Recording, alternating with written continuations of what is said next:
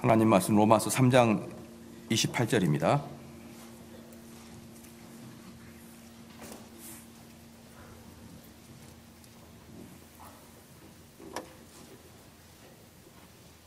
로마서 3장 28절입니다. 로마서 3장 28절 봉독해 올리겠습니다. 그러므로 사람이 의롭다 하심을 얻는 것은 율법의 행위에 있지 않고 믿음으로 되는 줄 우리가 인정하노라. 아멘. 신앙고백서 보겠습니다. 벨지 신앙고백서 제22조입니다. 30페이지입니다. 벨지 신앙고백서 제22조.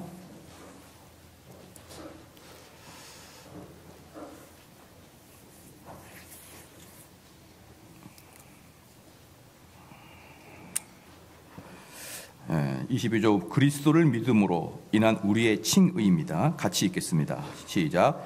우리는 성령께서 우리로 하여금 이 위대한 신비에 관한 참된 지식을 얻도록 하기 위하여 우리의 마음에 참된 믿음을 불어넣어 주심입니다. 참 믿음은 모든 공로를 가지시는 예수 그리스도를 받아들이며 그를 소유하며 그분밖에 아무것도 구하지 않는다. 이는 우리의 구원을 위하여 필요한 모든 것이 예수 그리스도 안에 다 있든지 그렇지 않으면 없는 것이다.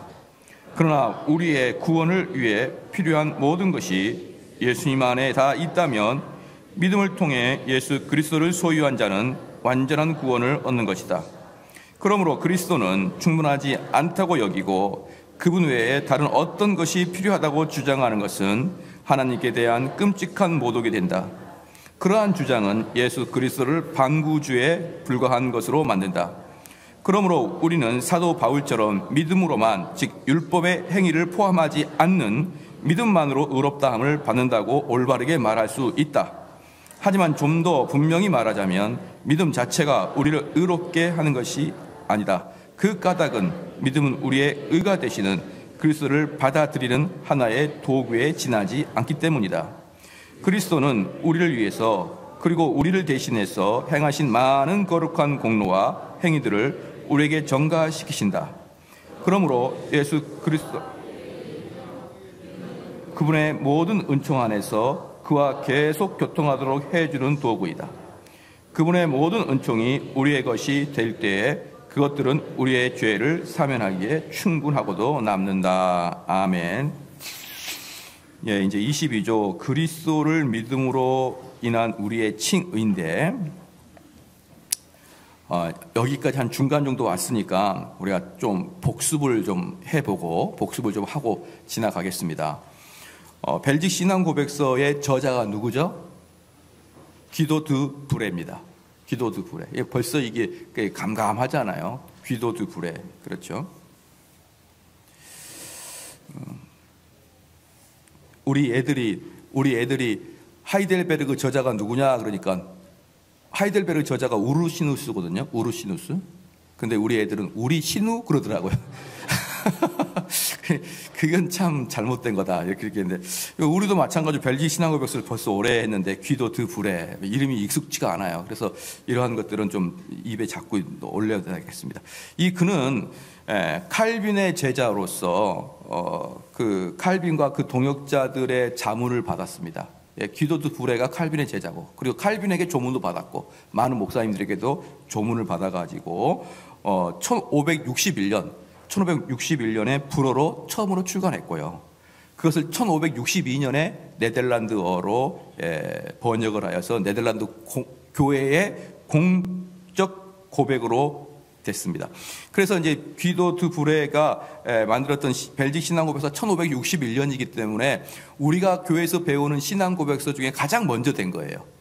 1561년에 벨직 신앙고백서 나왔고 그다음에 1563년에 하이델베르그가 나왔고 1618년 그다음 19년 그 겨울 사이에 도르트 신조가 나왔고 1647년에 웨스민 신앙고백서 및 소요리 문답이 나왔고 1648년에 대요리 문답이 나왔어요. 그러니까 그 순서가 쭉 벨직부터 시작됐다는 것을 우리가 알 수 있고 그리고 오늘도 여러분들이 제가 꼭 숙제를 내줄게. 앞으로도 계속 보면 숙제를 내줄게 뭐냐 그러면 여러분들이 이 벨직 신앙 고백서를 보시면서 요 부분은 동의가 안 된다. 그런 부분을 한번 체크를 한번 해보십시오. 요 부분은 동의가 안 되고 요 부분은 비성경적인 것 같다. 그런 부분을 체크를 한번 해보시란 말이에요. 아마 끝까지 발견하지 못할 겁니다. 끝까지 발견하지 못할 거예요. 그건 뭐냐 그러면 이미 이 벨직 신앙 고백서건 무슨 신앙 고백서간에 전부 다 사람들로 하여금 다 검열이 끝난 상태다라고 보면 되는 것이죠. 그러니까 만약에 이 신앙 고백서를 공부하지 않으면 어떻게 이야기가 된다 그랬었죠? 아니 신앙 고백서도 인간이 만드는 거니까 오류가 있지 않겠나 그렇게 생각할 수 있잖아요. 그러면 여러분들이 오류를 한번 찾아보라 이 말입니다. 오류가 없어요. 그래서 지난번에 말씀드렸듯이 네덜란드 개혁교회에서는 선서할 때 성경과 동일한 가치를 두고 있는 것이 새 일치 신조였다 이 말입니다. 벨직 신앙 고백서, 하이델베르그, 그 다음에 도르트 신조는 성경과 동일하게 무오류다라고 그렇게 선서한단 말입니다. 우리 개혁교회에서는 그 새 일치 신조는 안 하지만 우리 장로교회에서는 웨스트민스터 신앙 고백서 및 대소오류 문답을 가리킬 것 선서합니다. 이 가리킬 것 선서한다는 뜻은 뭐냐 그러면은 거기에 오류가 없다는 뜻이에요. 오류가 없다. 오류가 있는 것을 어떻게 강대상에서 가리킬 수가 있겠습니까? 그러니까 우리가 신앙 고백서를 공부하지 않은 사람들은 그저 상식적으로 아니 그것도 사람들이 모여서 만들었고 그 사람들이 쓴 건데 오류가 있겠지 이렇게 평가할 수 있지만 한번 찾아보십시오. 여러분 여기 오류가 있는지 없는지. 네. 그래서 신앙 고백서를 면밀히 검토해보지 않은 사람들은 그저 쉽게 거기에도 뭐 오류가 있으니까 성경보다 좀 더 아래 둬야 된다 이렇게 생각할 수 있지만 아니에요. 성경과 동일한 위치에 있는 것이 신앙 고백서인 것입니다. 여러분 이게 상당히 중요한 거예요. 이 신앙 고백서의 위치를 성경의 아래에 둘 것인가 성경과 대등하게 둘 것인가 이건 상당히 중요한 문제인데 성경과 아래에 두는 순간 어떻게 나랬습니까? 시간이 가면서 신앙 고백서는 공부 안 해요. 왜? 성경만 하면 되지 뭐. 그래서 이 부분에 대해서는 우리 분명히 좀 알아야 됩니다. 그래서 처음에는 벨직 신앙 고백서 나왔고 그 다음에 하이델베르그 나왔고 도르트 신조 나왔고 웨스트민스터 신앙 고백서 및 대요리 문답, 소요리 문답이 나왔습니다. 그럴 때 이 신앙 고백서, 특별히 벨직 신앙 고백서가 투쟁하는 대상이 있습니다. 그 투쟁하는 대상이 어디였냐면 로마 카톨릭이었습니다. 그 다음에 또 하나가 로마 카톨릭보다 더 칼빈주의를 괴롭혔던 애들이 제세례파 애들이었어요. 제세례파는 지금으로 말하면 어떤 걸 했냐면 순복음 교회처럼 신비주의고 광신주의 애들이 제세례파라고 보면 되는 거예요. 너무 뭐 신앙을 신비주의로 뭔가 막 흔들리고 떨고 그분이 오셨어 이러는 애들 있잖아요. 그런데 칼빈주의는 사실 로마 카톨릭보다는 이 제세례파 즉 광신주의, 열광주의 얘네들이 칼빈주의를 훨씬 힘들게 했습니다. 나중에. 그런데 현대 교회에서는 어떤 것이 우리 교회를 그렇게 힘들게 하냐면 두 가지가 그렇습니다. 첫 번째는 현대 합리주의입니다. 합리주의.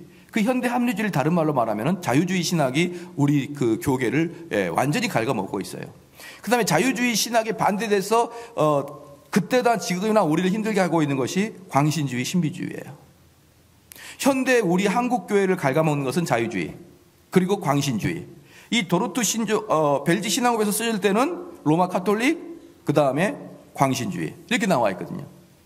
그렇기 때문에 이 벨직 신앙고백서는 훨씬 율법의 문제에 대해서 많이 다루고 있는 것입니다. 그런데 문제는 뭐냐면 율법의 문제는 당시보다 지금을 더 많이 강조해야 됩니다. 왜냐 그러면 자유주의는 첫 번째부터 뭘부터 깬다고 했습니까? 자유주의는 교리부터 깬다고 했죠. 그래서 여러분들이 이 교회에 오기 전에 단 한 군데에서도 교리 공부를 하지 않았던 이유는 전부 다 한국 교회는 자유주의에 포섭되어 있기 때문에 그러는 거예요. 목사님 이쪽 교회만 물론 이제 어떤 교회는 때려 따서 교리 공부하죠. 보편적인 교회 말입니다. 보편적인 교회에서 여러분들은 단 한 번도 교리 공부를 못 해봤었잖아요. 그 이유는 그 교회가 자유주의에 빠져 있기 때문에 그러는 거예요. 교단이 합동이고 교단이 고신이고 필요 없는 거예요. 그 교단이 우리를 밥 먹여주는 게 아니지 않습니까? 어떤 교회를 다녀도 여러분 교리 제대로 한번 공부 안 했지 않습니까? 그게 자유주의고 자유주의는 이단입니다. 그러니까 우리나라는 이 자유주의하고 지금 싸움이 있고요. 우리 특별히 개혁교회는 이 자유에 싸우고 또 하나 저렇게 광신주의자들하고도 싸워야 됩니다. 그래서 우리는 양쪽에 그 한쪽은 아주 메마른 이론적이요 합리적이요 자유주의 그리고 교리도 뭣도 없는 이런 자유주의와 싸워야 되는 반면에 한쪽에는 뭡니까? 아주 광신주의들과 싸워야 됩니다. 그래서 이런 신앙고백서가 여러분들이 꼭 공부를 해야 됩니다. 그러면 유럽에서는 이 신앙고백서를 어떻게 공부하냐 그러면요. 청소년기, 즉 12살 이상부터 약 5년 동안 12살 이상부터 5년 동안 하이델베르크를 가리킵니다. 12살 이상부터 5년 동안 하이델베르크를 가리키고 18살부터 벨직 신앙고백서와 도로트 신조를 같이 가리켜요. 18살부터. 그래서 벨직 신앙고백서, 하이델, 그 다음에 도르트, 이 세 개를 다 공부하는 것을 기본 교리 과정을 끝냈다, 이렇게 표현하는 것이죠. 그래서 우리나라도 하이델베르크 공부한다, 너무 고귀하게 생각하면 안 돼요. 그것은 청소년들이 배워야 된단 말이에요. 소유리 문답은 누가 배웁니까?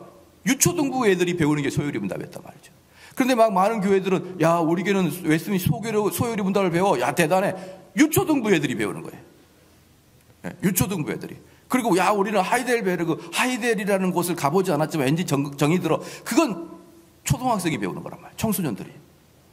여러분, 그걸 우리가 배우는 것을 높은 지식이고 높은 신앙이고, 때에 따라서 어떤 사람은 여기가 뭐 신학교입니까? 라고 말을 할 수 있지만 그건 애들이 배우는 거였단 말입니다. 애들이 아직 성인이 되기 전에 다 배워서 그 교리를 탄탄히 해가지고 신앙생활을 해야 되는데, 지난번에 계속 말씀드렸지만 우리는 이걸 아예 안 해요.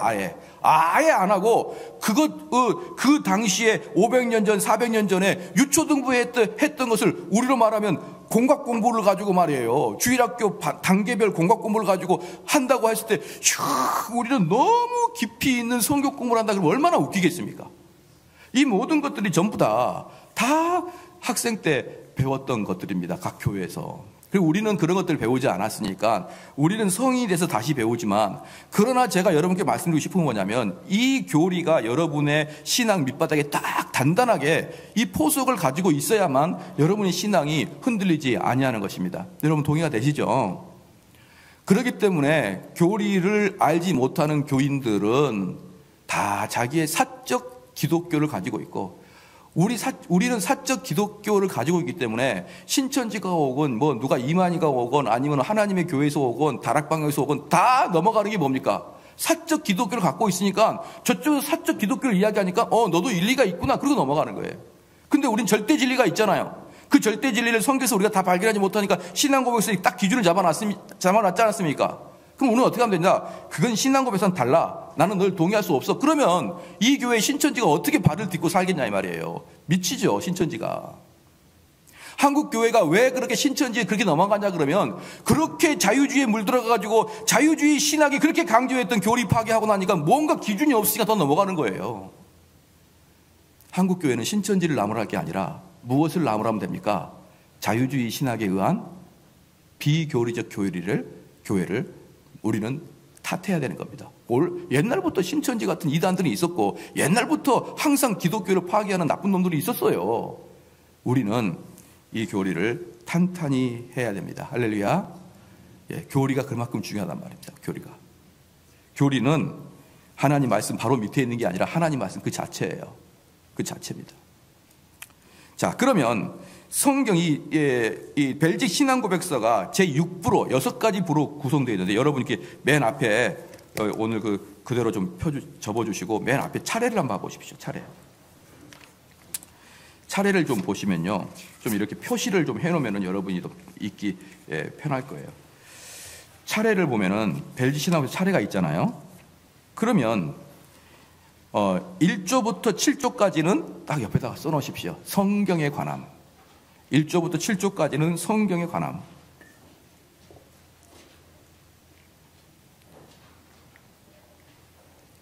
그 다음에 8조부터 13조까지는 하나님에 관하여서.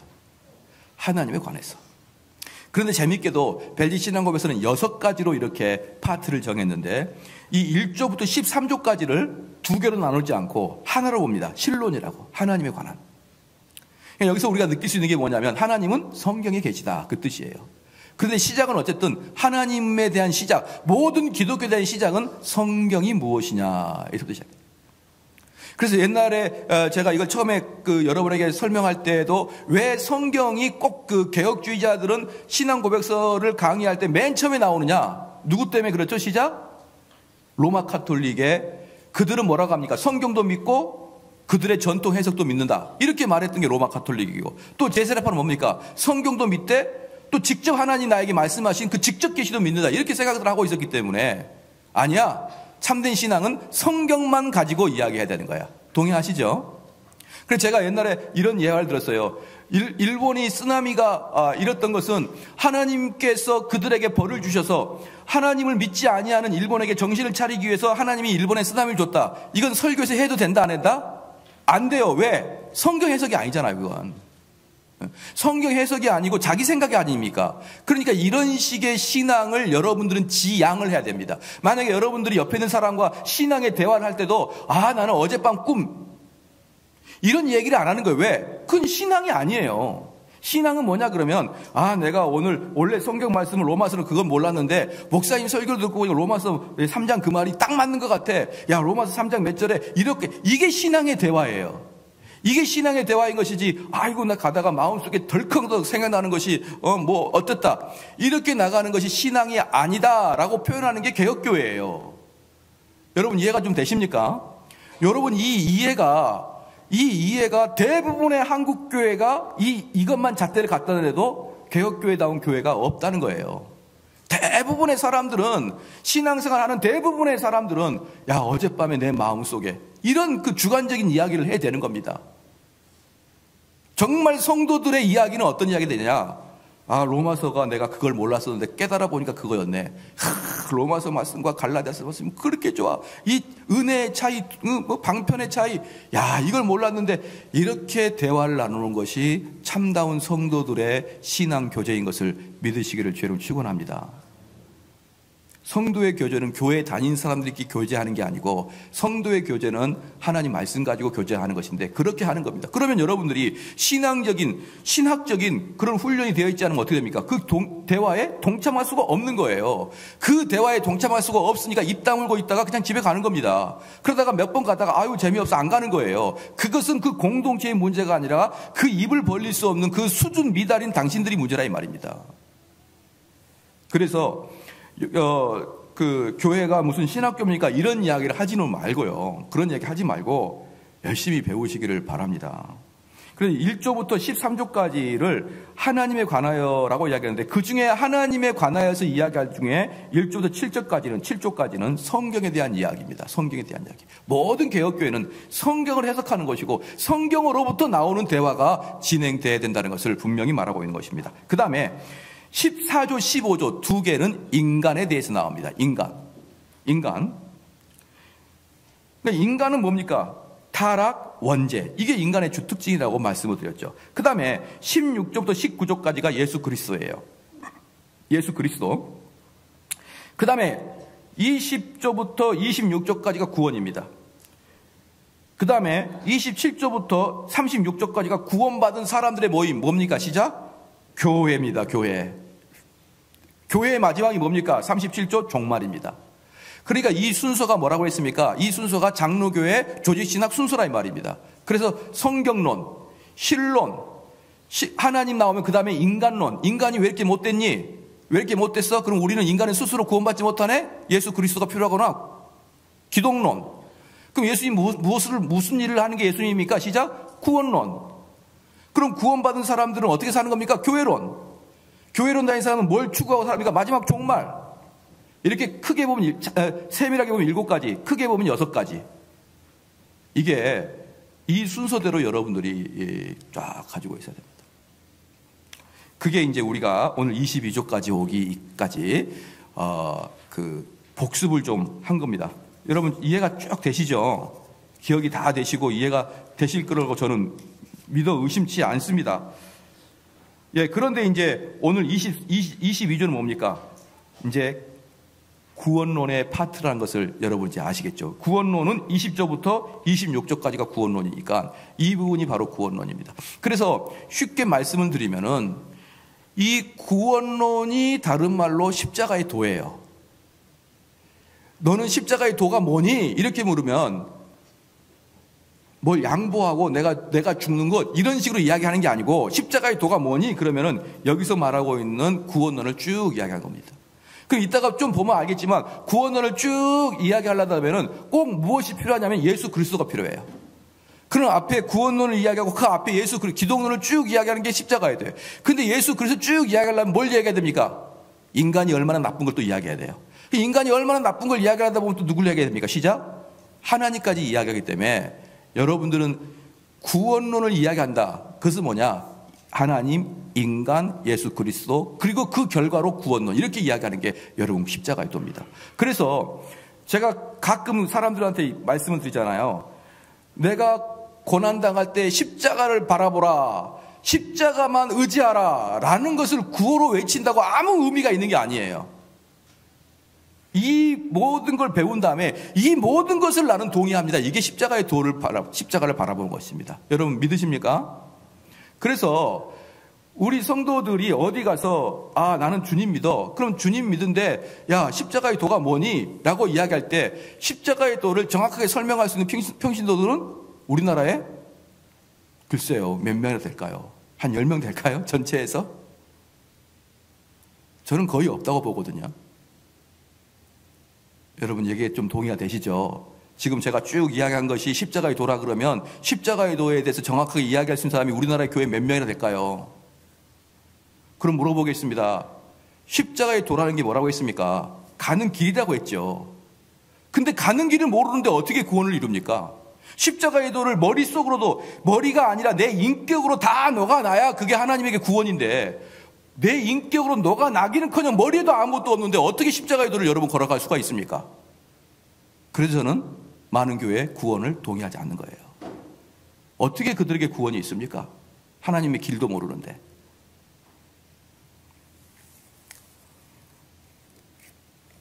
자, 봅시다.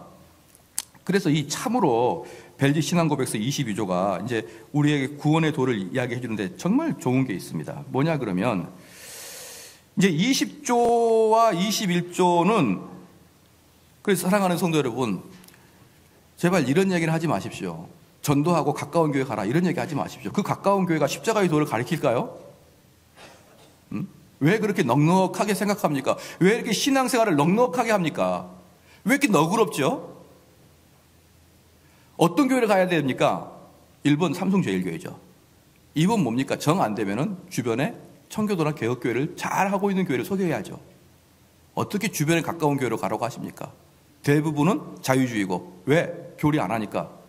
그리고 교리 안 하니까 십자가에도 전혀 공부 안 할 것이고, 그저 이 땅에 살아가면서 어떻게 하면은 성도로서 잘 살아갈까 이것만 이야기해주는 교회에 다녀서 뭐 할 겁니까? 시간 아깝고 돈 아깝고 에너지 아깝죠. 그러니까 넉넉하게 주변 교회를 가라. 그들도 다 하나님이 쓰시고 있을 거지. 이런 식으로 넉넉하게 생각하지 마시고요. 우리는 그들을 향해서 서슬퍼렇게 날카롭게 비난해야죠. 어떻게 하나님의 이름으로 그런 걸 가리키고 있느냐고. 자, 봅시다.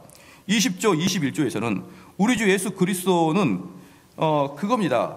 그리스도가 십자가에서 그의 제사장 직분을 봉사했고, 그리고 그것이야말로 하나님의 진노를 진정시켰다라는 게 20조. 그리스도의 안에서 나타나신 하나님의 정의와 자비. 그 다음에 21조. 우리의 대제사장인 그리스도의 속죄에 관하여.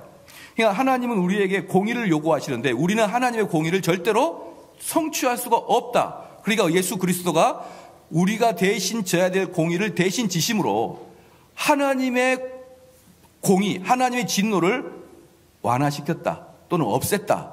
이게 20조, 21조의 이야기입니다. 바로 이게 대속사역이라 그러는데 이 대속사역이 구원의 기초가 되겠습니다.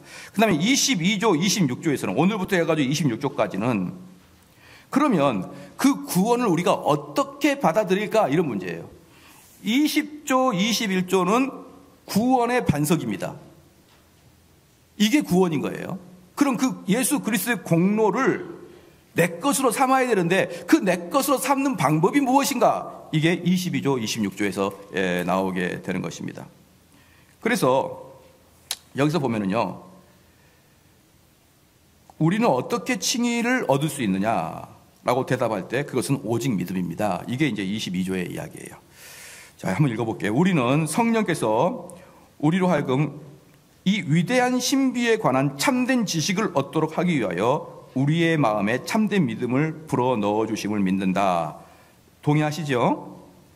다시 읽겠습니다. 우리는 성령께서 우리로 하여금 이 위대한 신비에 관한 참된 지식을 얻도록 하기 위하여 우리 마음에 참된 믿음을 불어 넣어주심을 믿는다. 여기서 우리가 좀 알아야 될 게 뭐냐면, 여기서 우리가 많이 알아야 됩니다. 첫 번째 뭐냐면, 우리 마음에 신비한 참된 지식을 넣어주는 분은 성령입니다. 그렇죠? 성령께서 부어주시고, 여기까지 잠깐. 20조 보면은 20조 처음에 읽어볼게요. 우리는 완전하게 자비하시고 공의로우신 하나님께서 그의 아들을 보내시사. 누가? 성부 하나님이. 그래서 20조는 성부 하나님이 아들을 보내시고 성부 하나님이 구원을 계획하셨다. 이게 20조예요. 그 다음에 21조에 우리는 예수 그리스도께서 쭉 이야기한 다음에 대제사장인 예수 그리스도는 선지자들이 예언한 대로 우리를 대신하여 아버지 앞에서 십자가의 나무에 위에서 자신을 바쳤을 뿐더러 우리의 죄를 씻어 없애기 위해 그의 보혈을 쏟으셨다. 이에 우리는 예수 그리스도가 아버지의 거룩하신 진노를 가지시기에 충분한 보상을 치렀다. 예수님께서 구원을 완성했다는 겁니다. 20조는 성부 하나님이 구원을 계획하셨다. 성부 하나님이 구원을 계획하시고 구원을 이루기 위해서 예수님을 보내셨다. 21조는 그 보내신 예수님께서 구원을 완성하셨다. 하나님의 진노를 다 보상했다. 그 다음에 22조에 성령께서는 그 구원을 우리에게 적용시켰다는 거예요.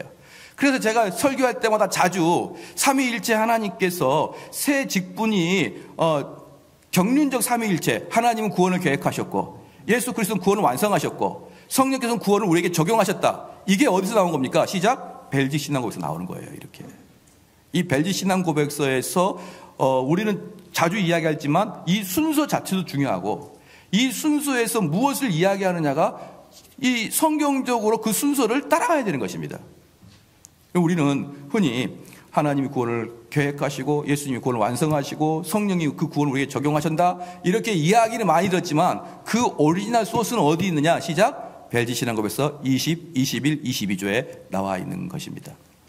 그래서 이제 그렇게 설교하는 것이지 아무렇게나 그렇게 설교하는 것은 아니라는 것입니다. 그런데 여기서 어쨌든 우리는 성령께서 우리로 하여금 이 위대한 신비에 관한 참된 지식을 얻도록 하기 위하여 우리 마음에 참된 믿음을 불러 넣어 주셨다. 그러는데 성령께서 우리에게 참된 믿음을 불러줬습니다. 근데 두 번째 줄에 우리 마음에 참된 믿음을 불러 넣어 주신 이유는 뭡니까? 참된 믿음을 불러 넣어 주시는 이유는 뭘까요? 시작. 참된 믿음을 불러 넣어 주신 이유는 뭘까요? 시작. 위대한 신비에 관한 참된 지식을 얻게 하기 위해서. 되셨죠? 그러니까 여기서도 다시 말씀을 드리면 아까도 제가 서두에 말씀을 드렸듯이 여러분들이 위대한 참된 지식을 모르는 것은 믿음이 없는 거예요. 위대한 참된 지식이 뭡니까? 십자가의 도, 구원의 도.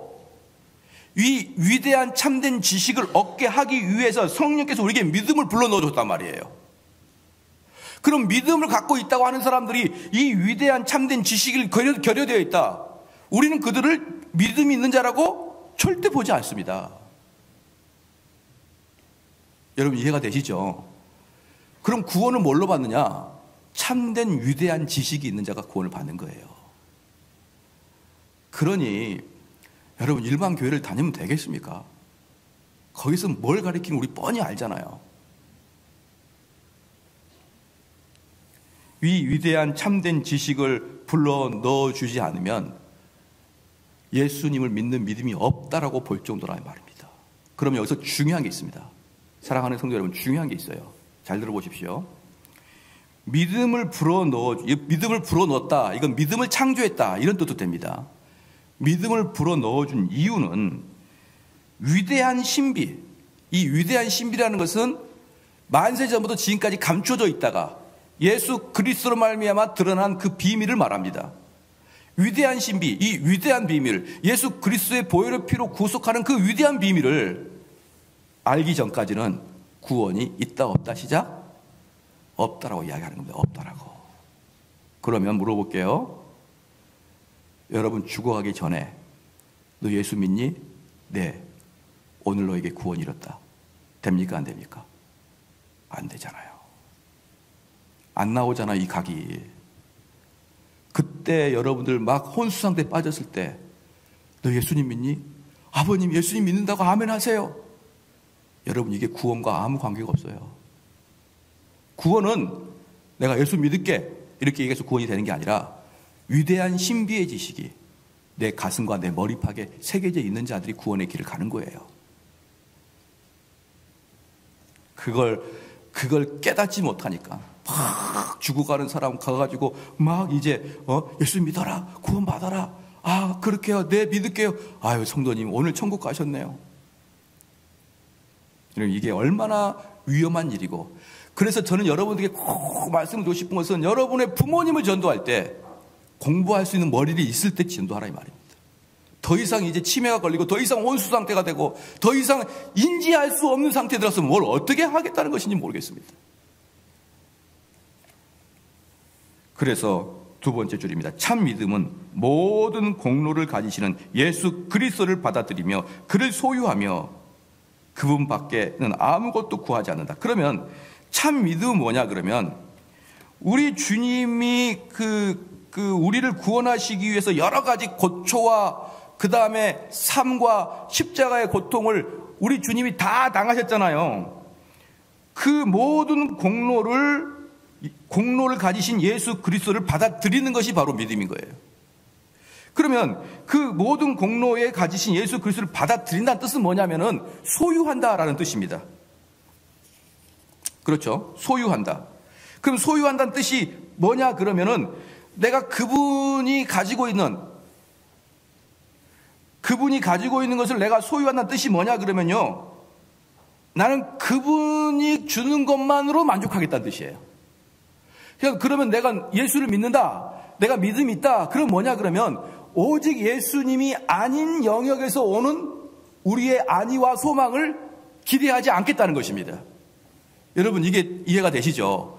그런데 어떤 사람 보면은 그 사람은 너무나 많이 우리 주님뿐만 아니라 내 인맥과 돈과 내 사업적 수단과 내 인생의 경륜과 이런 것들을 통해서 여러분의 삶에 기쁨을 넣으려고 하는 것들이 적게 있냐 이 말입니다. 진짜로 중요한 것은 뭐냐 그러면 예수님이 이뤘던 그 모든 공로를 내 것으로 소유해서, 내 것으로 소유한다는 것은 뭐냐면 예수님이 가지고 있던 모든 관심사를 내가 가지겠다는 거예요. 그러면 여러분들의 눈이 예수님과 같은 관심사로 쳐다봐야 되는데, 말로는 믿습니다라고 하지만 실질적으로 내가 표현해내는 것들은 거의 대부분 이 세상 사람들과 별 차이가 없는 삶을 살아갑니다. 그걸 우리는 믿지 않는다 이렇게 표현한 것이죠. 믿는다는 건 단지 내가 주님 믿습니다 이게 아닌 것을, 이건 아닌 건 여러분 진지가 알 거예요. 그럼 믿는다는 게 뭡니까? 예수님을 소유하겠다는 겁니다. 소유, 예수님을 소유, 내 것으로 하겠다. 내 것으로 하겠다는 게 뭐죠? 주님이 나의 주인 되어주시고 주인께서 원하시는 관심사가 내 관심사가 되는 거예요.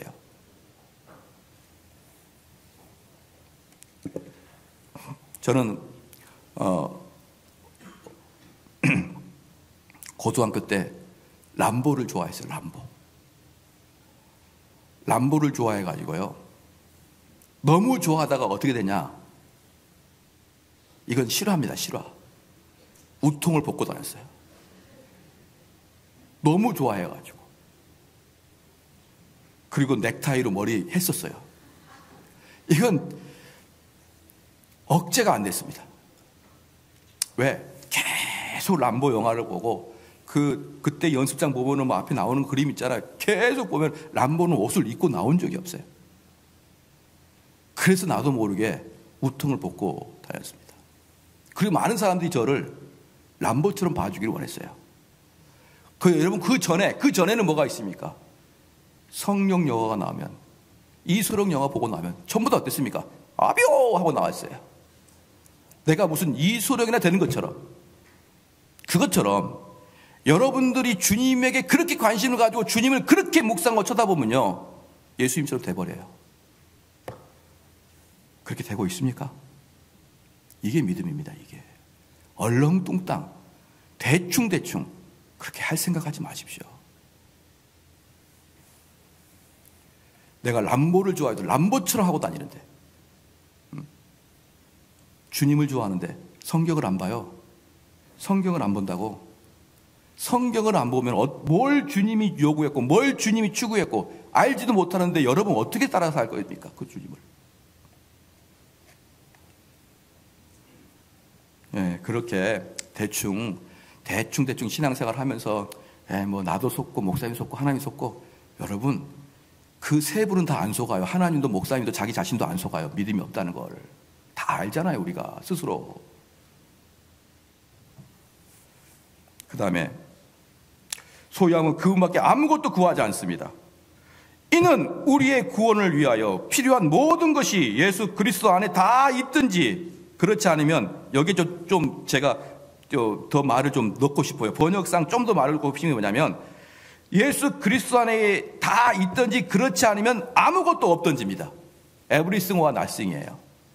그러니까 여러분들이 여기서 지금 나가고 있는 게 뭐냐면, 너희들의 구원, 즉 구원은 우리의 삶의 소망, 우리의 삶의 행복, 이것을 위해서 오직 예수께 구하든지, everything, 예수님께서 모든 것이든지, 아니면은 조금이라도 다른 것을 구하면은 nothing이 되어버린다는 겁니다. 예수님이 아무것도 아니라는 거예요. 그러나 우리의 구원을 위해 필요한 모든 것이 예수님 안에 있다면 믿음을 통해 예수 그리스도를 소유하는 자는 완전한 구원을 얻는 것이다. 그럼 보십시오. 여러분 한번 봐볼까요? 예수 그리스도께서 이루신 그 공로 있죠. 예수 그리스도께서 이루신 공로. 자, 하이델베르그 오늘 그대로 다시고 접어두시고 하이델베르그 한번 봐볼까요? 하이델베르그 65번입니다. 페이지 95페이지예요. 페이지 95페이지.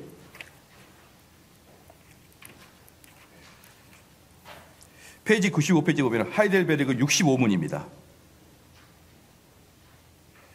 자, 65문 보면은 거기서 이제 이 벨직 신앙고백서 22조랑 비슷한 내용이 나옵니다. 65문 보면은 당신은 믿음으로 말미암아 그리스도와 그의 복에 참여하고 있다고 고백합니다. 그렇다면 그 믿음은 어디서 나옵니까? 라고 할 때 성령께서 거룩한 복음을 통하여, 무엇을 통하여? 시작. 거룩한 복음. 그래서 제가 이거 강의할 때도 그랬습니다. 이만큼 목사가 중요하다고요. 이만큼. 목사의 거룩한 복음이 흠없이 선포돼야 성령의 역사가 일어나는 거예요. 그러니까 뭐 대충 그런 식의 신앙생활은 우리는 안 해야 됩니다. 제가 만약에 이런 의식이 없다 그러면 저는 밤새도록 이렇게까지 설교를 준비하지 않을 거예요. 너무 힘들어요, 설교를 준비한다는 게. 왜? 너무나 중요한 일들이니까.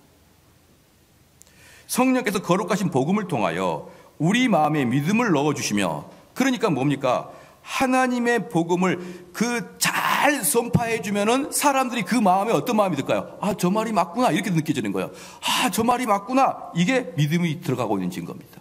저 말이 맞구나, 믿음을 넣어주시며 거룩한 성령을 통하여 그 믿음을 강하게 해줍니다 라고 했어요. 그러면 여기서 벨직 신앙고백서와 하이델베르그를 두 개를 겸하여 본다 그러면 우리를 아주 쉬워집니다. 그러면 다시 벨직 신앙고백서 22절 보면, 우리는 성령께서 우리로 하여금 이 위대한 신비에 관한 참된 지식을 얻도록, 이걸 누가 해줍니까?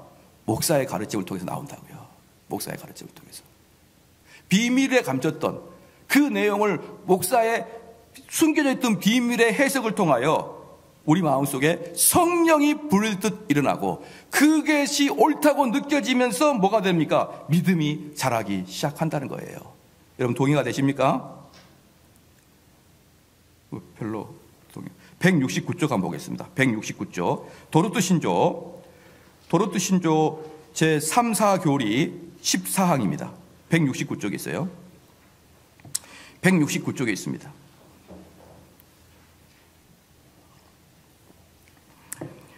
하나님께서 믿음을 주시는 방법, 이렇게 나와 있는데, 그러므로 믿음은 하나님의 선물인데, 하나님께서 사람에게 택하도록 주시는 선물이 아니라 사람에게 실제로 영광과 주입에 의해 부여된 선물인 겁니다.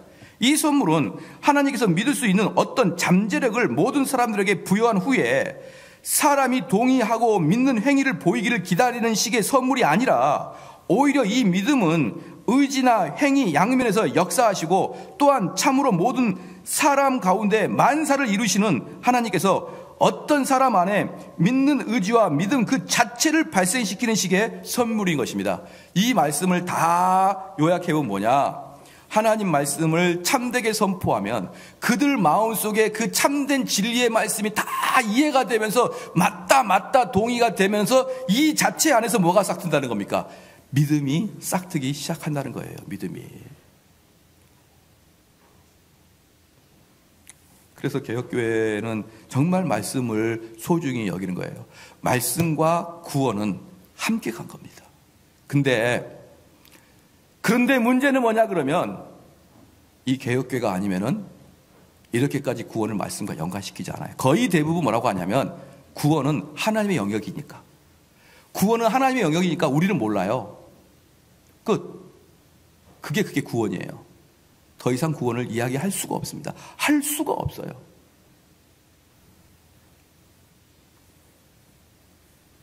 자, 보겠습니다. 그래서 하나, 둘, 셋, 네 번째 다시 읽겠습니다. 이는 우리의 구원을 위하여 필요한 모든 것이 예수 그리스도 안에 다 있든지 그렇지 않으면 아무것도 없는 것입니다. 그러나 우리의 구원을 위해 필요한 모든 것이 예수님 안에 다 있다면 믿음을 통합니다. 믿음을 동그라미 보십시오. 믿음을 통해 예수 그리스도를 소유하는 자는 완전한 구원을 얻을 것입니다. 그럼 여기 봐보십시다. 우리가 구원이 뭐냐 그러면 우리가 노력해서 구원 얻는 게 아니죠. 노력해서 구원을 얻는 게 아니라 그러면 구원을 어떻게 얻냐 그러면 예수님이 행하신 모든 공로 있지 않습니까? 그 공로를 내가 받겠습니다 이 뜻이에요. 내가 받겠습니다. 그러면 행하는 것은 누가 행하고? 시작. 주님이 행하고 우리는 그것을 받을 수 있는 방식은 오직 믿음밖에 없잖아요. 지난번에 제가 설교했듯이 대기업 사장님이 나 너에게 10억을 줄게. 나 너한테 10억을 줄게. 그럼 여러분이 할 수 있는 방법은 뭡니까? 그 10억을 줄 것을 믿고 그 자리에 가는 거예요. 그 10억을 얻기 위해서 나 같은 미천한 자가 어떻게 10억을 얻어요? 나는 지금부터 삽질할게요. 나 삽을 파서라도 10억을 담당하는 일을 해야죠. 아니면 또 어떻게 제가 10억을 줄 걸 믿어요? 어떻게 차용증 써줘야죠? 이걸 어떻게 합니까? 그냥 대기업 사장님이 10억을 줄게. 그러면 내가 할 수 있는 유일한 방법은 감사합니다. 이거밖에 없는 거예요. 구원이 뭡니까? 구원이라는 게 예수님이 성취한 것을 내가 받는 것을 구원이라고 그런다 그러면 내가 할 수 있는 유일한 길은 믿는 것밖에 없다는 거예요. 그렇기 때문에 오직 믿음입니다. 여러분 무슨 믿음에서 행위와 믿음에 우리가 믿었는데 우리가 행위와 믿는 것에 구별을 해달라? 그 구별해서 뭐 하게 해요?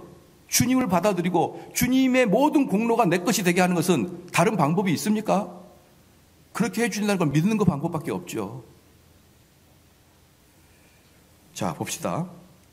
그게 나옵니다. 그러므로 그리스도는 충분하지 않다고 여기고 그분 외에 다른 어떤 것이 필요하다고 주장하는 것은 하나님에 대한 끔찍한 모독이 되고 그러한 주장은 예수 그리스도를 반구주, 이 반구주 우리가 좀 이렇게 하는데 반만 구주라면 반만 주님을 믿고 반은 무엇을 믿고 내 돈을 믿고 반은 내 사회적 지위를 믿고 반은 내 인격을 믿고 반은 내 속에 많은 사람들의 대인관계를 믿고 내가 뭘 하는데 이 세상을 살아가는데 그렇게 하는 것은 여기서 뭐라고 하냐 그러면은 하나님에 대한 끔찍한 모독이 된다 이렇게 이야기하는 것이죠. 그러한 주장은 예수 그리스도를 반구주에 불과한다는 것입니다. 자, 그러므로 우리는 사도 바울처럼 믿음으로만, 그래서 믿음으로만이 나온 이유가 그것 때문에 그러는 것이죠. 많은 사람들이 여기서 믿음으로만 그러면 상당히 해석을 하기 어려워하는데 그렇지 않습니다. 믿음으로만 가능하다는 겁니다. 즉 율법의 행위를 포함하지 않는 믿음으로만 의롭다함을 받고 올바르게 말할 수 있습니다. 올바르게 말할 수 있습니다.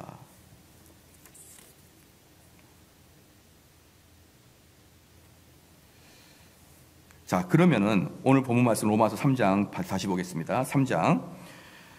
그러면 율법이 왜 필요하냐? 율법을 왜 필요하냐라고 할 때 로마서 3장 오늘 읽었던 부분은 28절이죠. 28절. 그러므로 사람이 의롭다 하심을 얻는 것은 율법의 행위에 있지 않고 믿음으로 되는 줄을 우리가 인정하노라 이렇게 얘기했죠. 그러면 도대체 율법이 왜 필요하냐? 이것은 31절에 나옵니다. 같이 한번 읽게요. 시작. 그런즉 우리가 믿음으로 말미암아 율법을 폐하느뇨 그럴 수 없느니라 도리어 율법을 굳세게 세우느니라. 여기 보니까 뭐라고 합니까?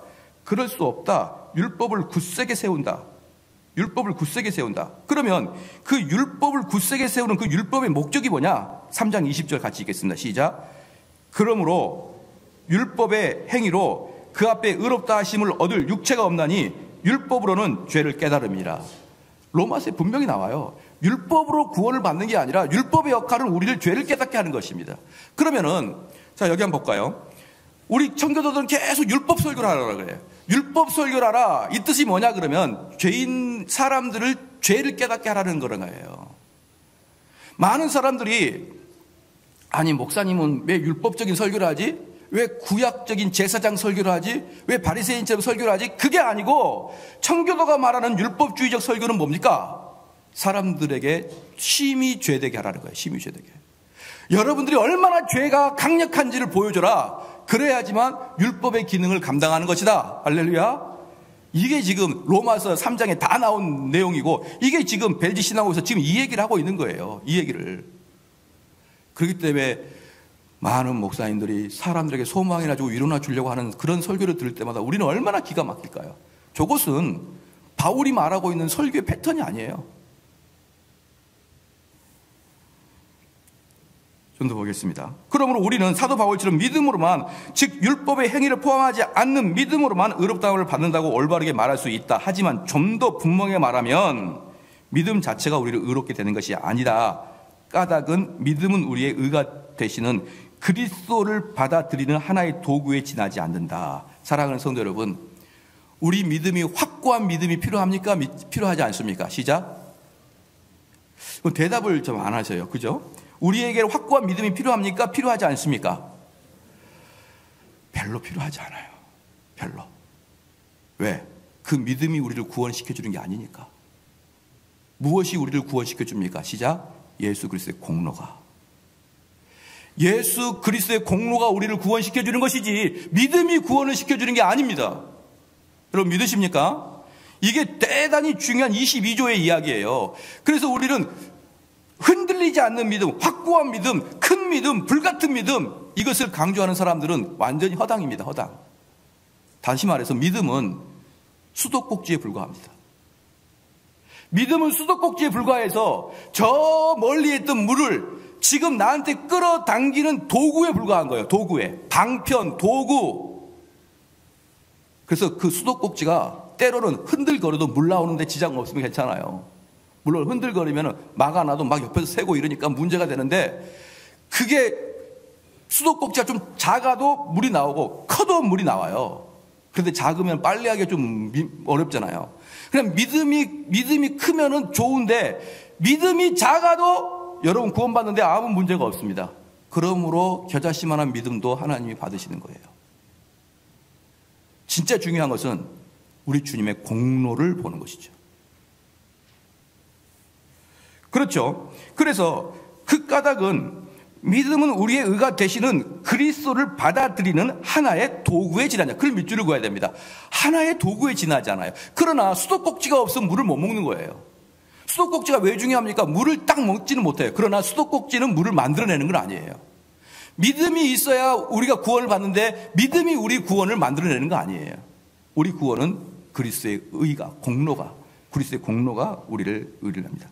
그러면 그리스도는 우리를 위하여, 그리고 우리를 대신하여 행하신 많은 거룩한 공로와 행위들을 우리에게 전가시켰다 한데, 그러므로 예수 그리스도가 우리의 의이며 믿음은 그분의 모든 은총 안에서 그와 계속 교통하도록 해주는 도구입니다. 도구라고 몇 번이나 얘기하고 있어요. 그분의 모든 은총이 우리의 것이 될 때 그것들은 우리의 죄를 사면하기에 충분하고도 남습니다. 여기서 이제 요즘에 한참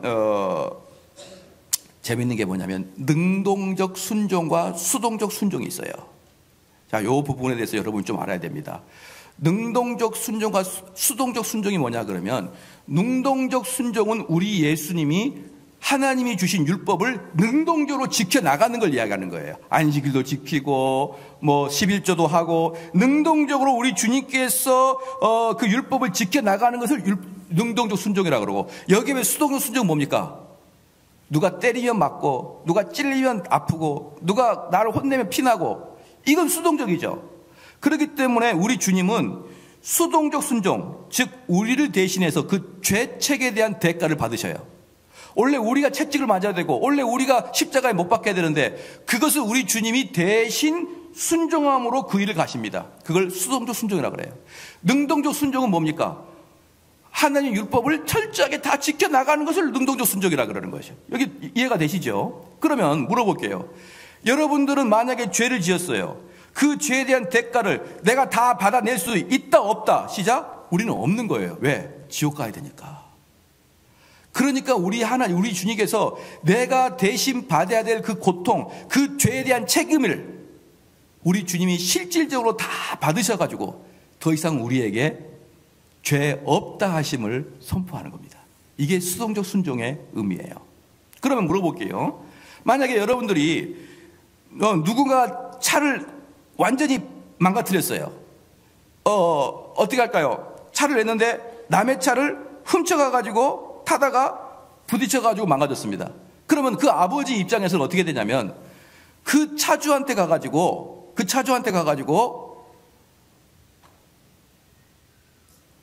우리 아들이 당신에게 죄를 졌으니까 우리 아들을 감옥에 넣어도 됩니다. 왜? 그건 자기 죄에 대한 대가니까 감옥에 갑니다. 그렇죠? 그게 수동적 순종이에요. 그가 잘못한 것을 받는 거예요. 이게 수동적입니다. 여러분, 그런다 다 끝나는 거 아니죠? 뭐가 필요합니까? 시작? 배상이 필요하죠. 이게 능동적 순종입니다. 이게 뭐냐 그러면요, 우리들은 우리가 진 죄 때문에 그 죄에 대한 대가를 다 받기에는 너무나 두렵습니다. 우리는 그 죄가를 담당하기 어려워요. 그래서 우리 주님이 내 대신 죄를 감당했습니다. 그리고 우리 주님은 나는 율법을 척 100% 지킬 수가 없어요. 100%가. 그렇기 때문에 우리가 지킬 수 없으니까 우리 주님이 대신 지켜주는 거예요. 능동적 순종이야. 그 두 개를 내가 받는 거예요. 이걸 구분할 수 있어야 됩니다. 능동적 순종과 수동적 순종, 내가 두 개를 받아서 첫 번째, 수동적 순종의 공로를 받았으니 나는 죄책이 없는 거예요. 죄에 대한 책임이 없어요. 두 번째, 능동적 순종을 우리 주님이 다 이루어서 그걸 나한테 줬으니 나는 뭡니까? 나는 더 이상이 아니라 나는 공의로운 자가 되는 겁니다. 나는 천국 갈 자가 되는 거예요. 지옥 갈 것은 면해줬는데 천국 갈 것을 확보하는 것은 능동적 순종인 것입니다. 그래서 이것을 여러분 어떻게 하는 겁니까? 계속 주님을 바라보는 거예요. 주님의 수동적 순종과 주님의 능동적 순종을 계속 바라면서 이게 내게 되면 좋겠다. 이게 내게 되면 좋겠다. 이렇게 마음을 허구한 날 쓰는 것이 주님을 영접하는 겁니다. 그냥 대충 보고 영접하는 게 아니라 주님의 능동적 순종을 보면서 주님, 내가 주님이 이렇게 율법을 지키시는 것 때문에 내가 하나님 앞에 올바른 자라고 평가되는 것이 너무 감사됩니다. 감사합니다. 또 수동적 순종을 보면서 뭐라고 느끼게 됩니까? 하나님, 내가 받아야 될 이 고통을 우리 주님이 대신 받아주셨고 내가 그것 때문에 내 죄책을 면하게 되는 건 너무 감사합니다. 이러면서 허구한 날 그걸 보면서 눈물을 흘리고 감사하며 나도 이런 사람 되고 싶다. 이렇게 하나님 말씀을 묵상할 때 여러분에게 믿음이 들어가는 거예요. 그런 자가 구원을 받는 것입니다. 이런 거 없이 어떻게 구원 받으려고 합니까? 지금 도르트 신조, 벨지 신앙고백서 22조부터 뭐라고 했습니까? 22조, 23, 24, 25, 26 구원을 어떻게 받을 것인가의 문제예요. 근데 그 문제에서 이야기할 때 뭐라고 합니까? 우리 주님의 능동적 수동적 순종을 다 보고 묵상하고 조금씩 내게 되게 하기 위해서 몸부림치면서 그 길을 따라가는 것, 그것만이 여러분이 주님이 내 구주가 되는 거예요. 그죠? 주님 믿습니다. 믿으니까 잘 살게 해주세요. 여기 보면요, 뭐라고 합니까? 내가 주님 외에는 아무것도 기대하지 않겠습니다. 여러분, 그런 소망들이 있나요? 주님은 주님을 믿는 것이고요. 어떤 분은 그렇게 얘기하더라고요. 저는 가끔 가다가 너무나 허망하게 사람들이 글을 쓴 거 봐요. 세상의 진리니 뭐니. 저는 묻습니다. 그게 구원과 뭔 상관입니까? 이렇게 물어요. 그럼 100% 답이 뭐라고 나온 줄 아십니까? 목사님, 매사가 구원과만 관계 있습니까? 우리가 살아가는데 구원만 필요합니까? 이 세상 살아가는 법도 필요하죠. 더 이상 대화할 거 없어요. 왜? 그들은 사실 구원을 모르거든요. 구원은요, 여기서 보면 알겠지만 구원은 칭의와 성화 두 개를 다 구원이라고 봐요. 즉 칭의가 되면 성화되는 과정이 필수적으로 따라올 수밖에 없는 거예요. 그런데 구원은 구원, 성화는 성화라고요. 목사님은 모든 매사가 구원 관계된 것만 이야기합니까? 그렇게 이야기하는 자들은 구원이 뭔지를 몰라서 그러는 거예요. 기도하시겠습니다.